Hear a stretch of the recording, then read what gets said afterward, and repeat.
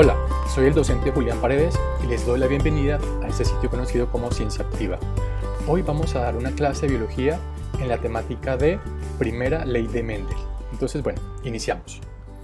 Ok, no sé si ustedes en algún momento de sus vidas se han preguntado por qué alguna mancha o algún lunar que usted tenga en alguna parte de su cuerpo también lo tiene su mamá o también lo tiene su papá. Y la cuestión es que está en el mismo sitio, en el mismo lugar de su cuerpo, ¿sí? O propiamente pues de esa persona.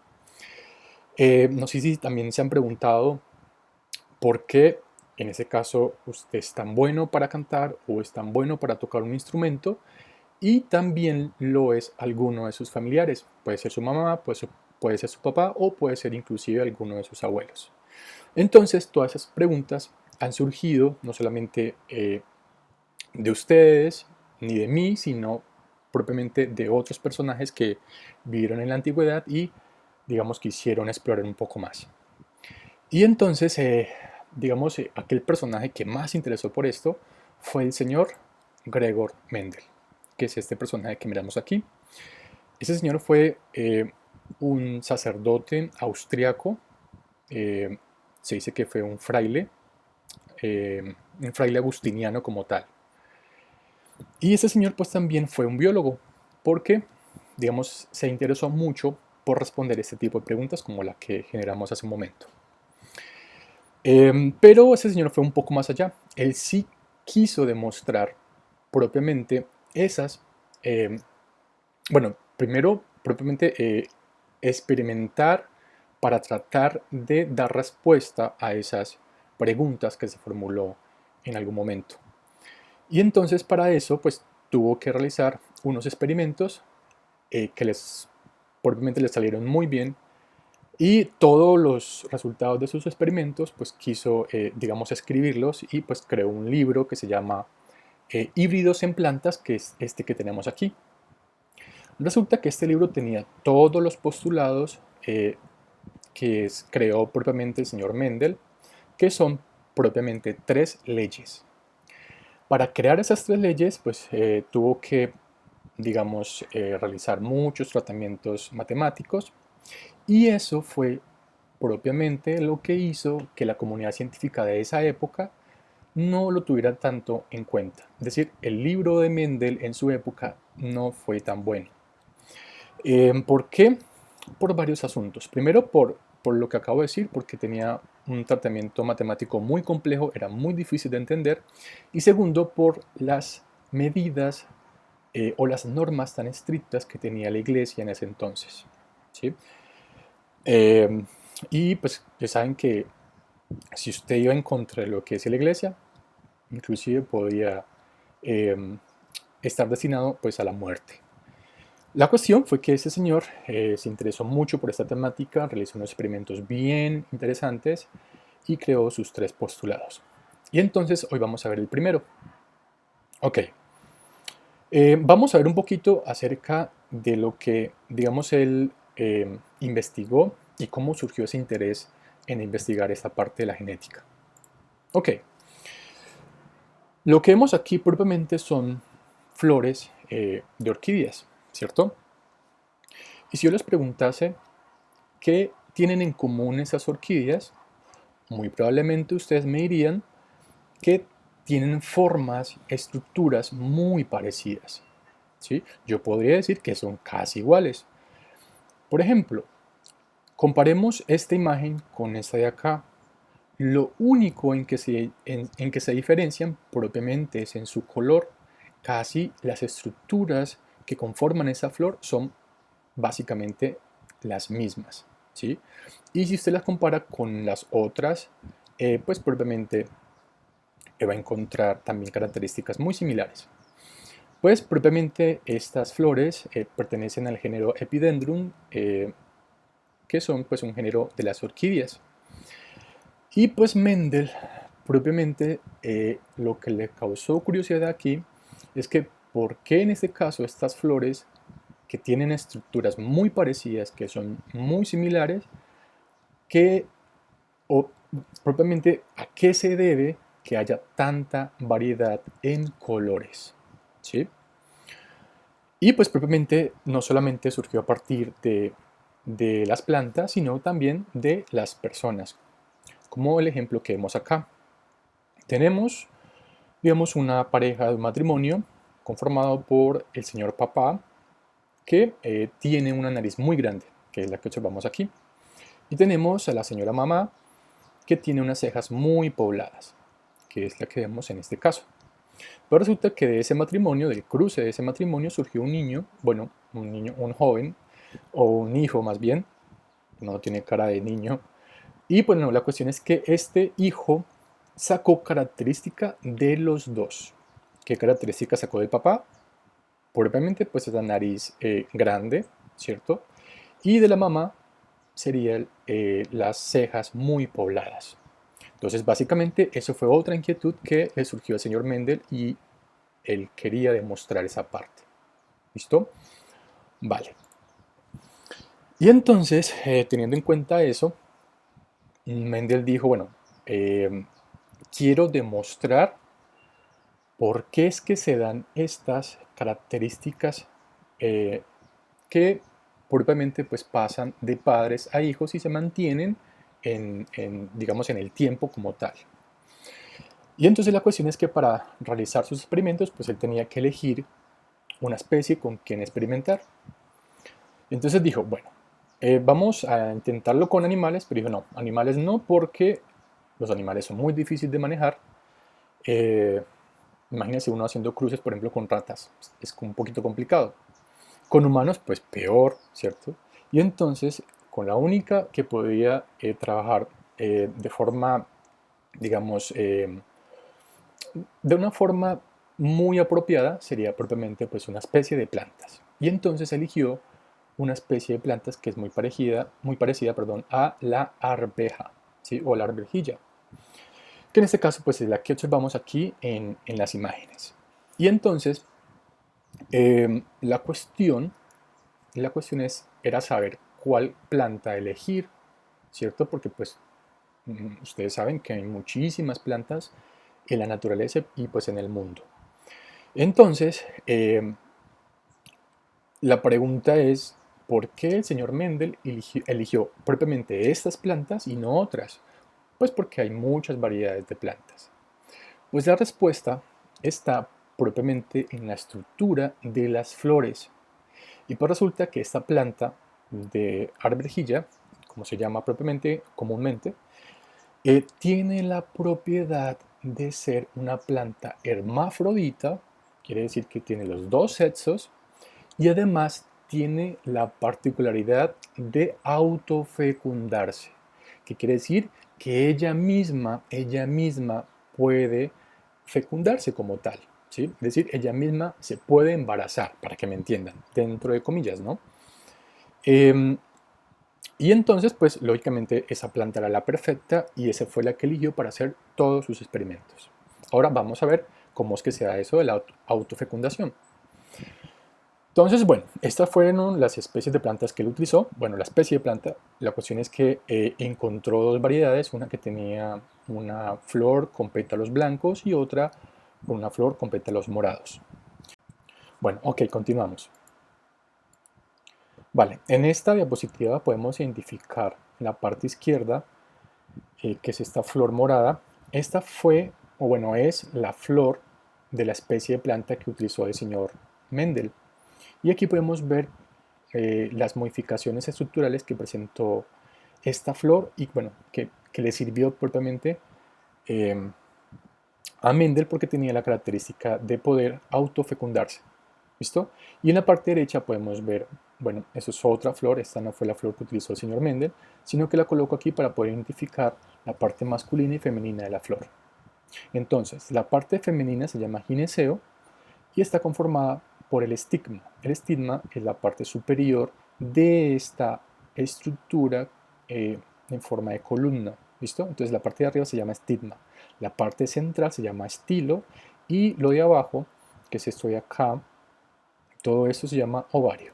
Aquí podemos ver el ovario un poco más grande y dentro del ovario pues se encuentran pegaditos los óvulos, ¿listo? Que es la parte bueno, es la célula sexual femenina, en este caso pues de la flor.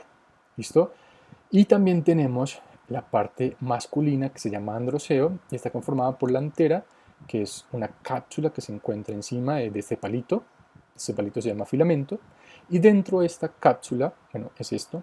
Aquí tenemos la cápsula en forma, bueno, de color amarillo y dentro de la cápsula están estas bolitas que se llaman polen.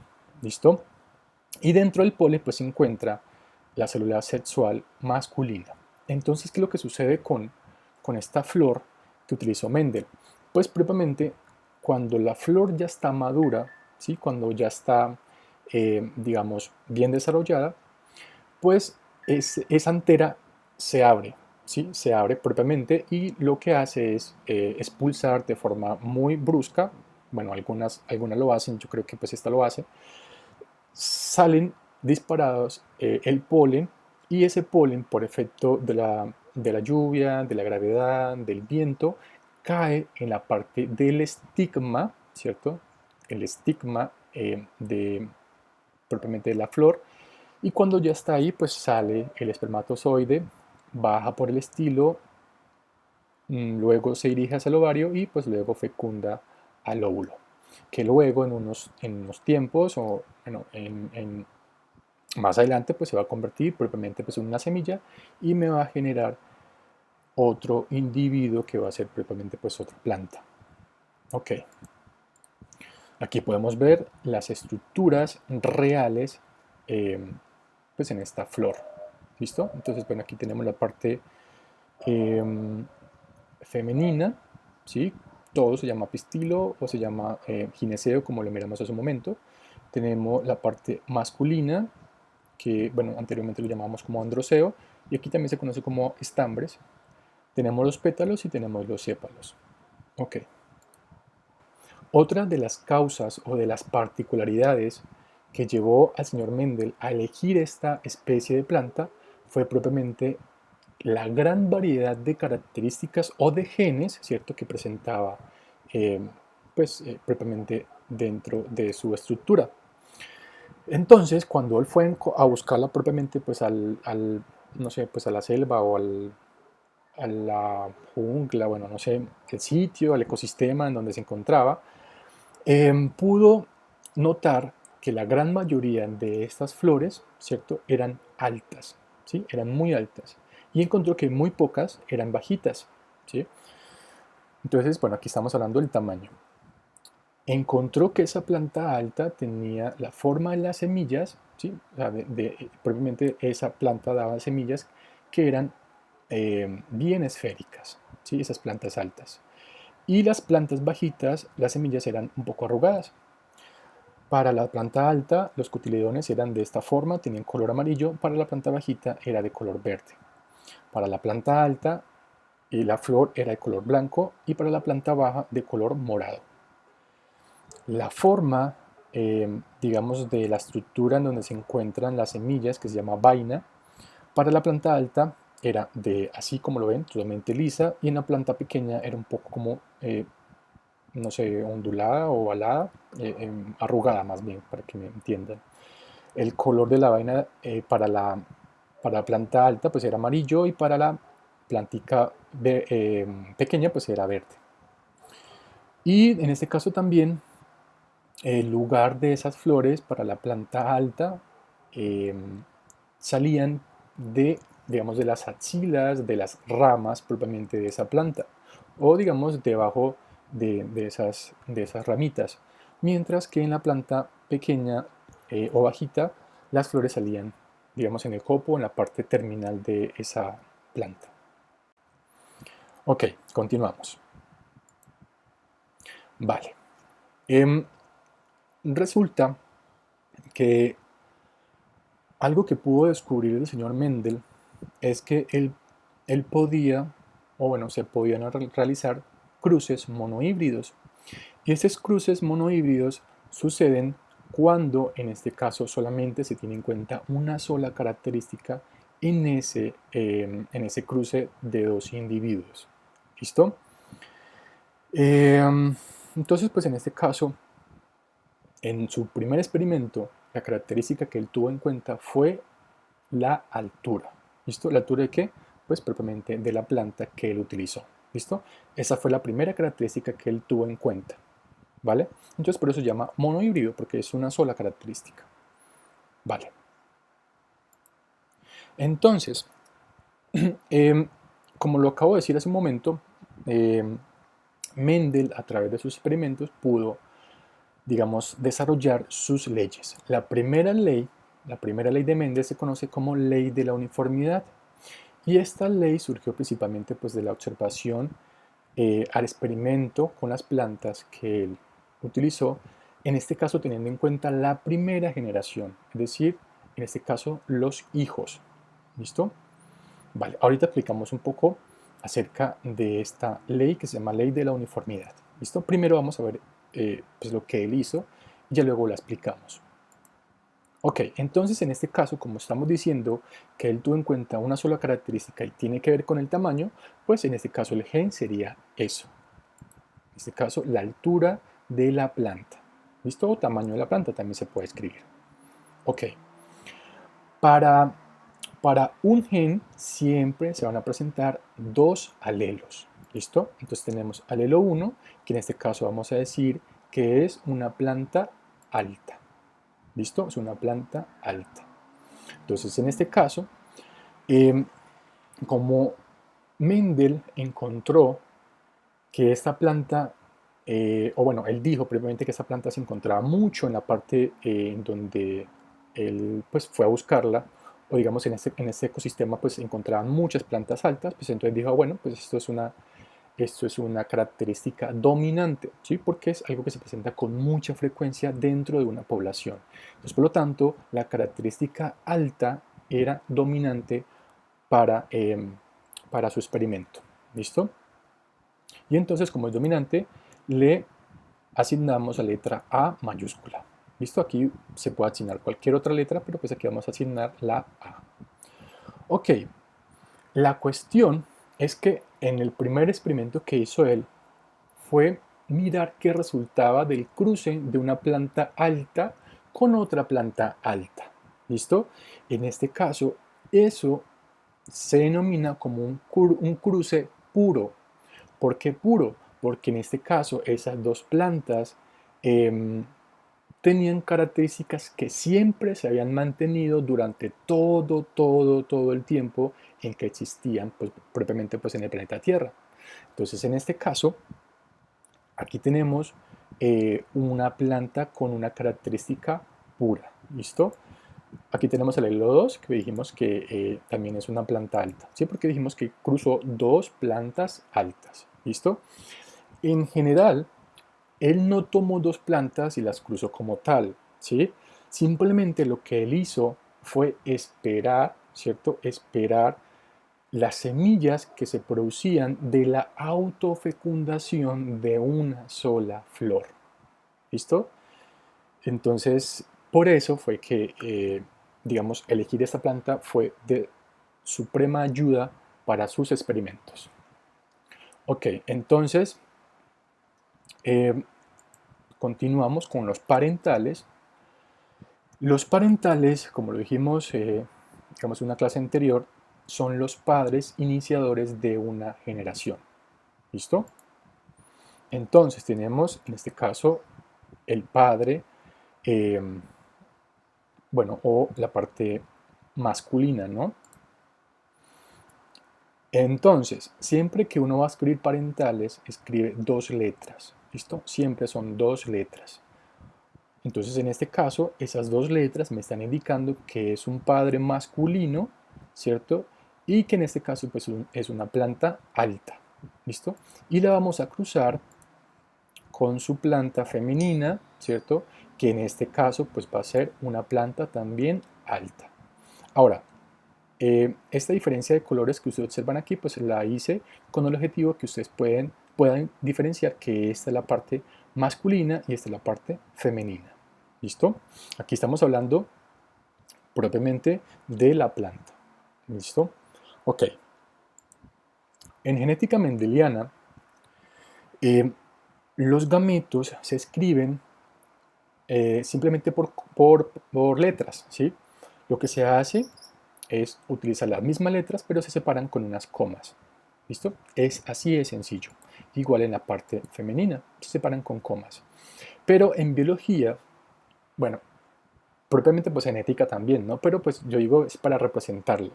La representación de los gametos en genética simplemente son letras separadas con comas. Pero pues en biología y en todas las ramas de la biología como tal, pues un gameto es una célula sexual que puede ser masculina, en este caso pues el espermatozoide, o femenina, en este caso pues el óvulo. ¿Listo? Ok, entonces en este caso si vamos a representarlo sería así. Tenemos una planta alta, ¿cierto? Que la vamos a cruzar con otra planta alta. ¿Listo? Ese fue el primer cruce que él hizo.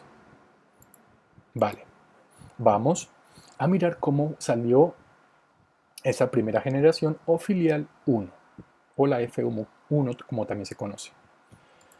Entonces, resulta que para esa genética mendeliana uno puede utilizar este cuadrito que vemos acá. Se llama cuadro de Punnett. Y aquí lo que hace uno es colocar los gametos, ¿cierto? Y ya luego comenzar a hacer cruces. ¿Listo? Entonces, en la parte de arriba, aquí vamos a colocar todos los gametos masculinos. ¿Listo? Y en la parte, bueno, aquí están los gametos masculinos, tenemos este y tenemos este otro. Recuerden que yo dije que se separaban con comas, es decir, que pues ya utilicé una letra acá y ya utilizo la otra letra pues en este lado. Lo mismo pasa en la parte femenina. Entonces, tenemos un gameto acá y otro gameto acá. ¿Listo? Y entonces el paso a seguir es propiamente cruzar estos dos gametos. ¿Listo? Y se van a escribir en este cuadrito. Entonces, por lo tanto, pues sería este cruce. ¿Listo? Este es el resultado del cruce de esta letra con esta letra de acá. ¿Sí? Que en realidad pues viene siendo el cruce de gametos. ¿Listo? Para este viene siendo esta de acá, para este espacio este y para este espacio este otro. ¿Listo? Nótese que aquí podemos identificar que la letra azul corresponde al gameto masculino y la letra roja corresponde al gameto femenino. Listo. ¿Qué es lo que vamos a hacer ahorita? Vamos a definir el fenotipo. Y recuerden, el fenotipo en este caso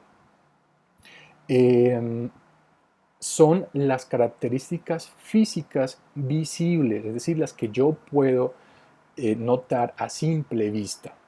Entonces, si yo veo, en este caso, estos hijos, porque esos son los hijos, ¿no?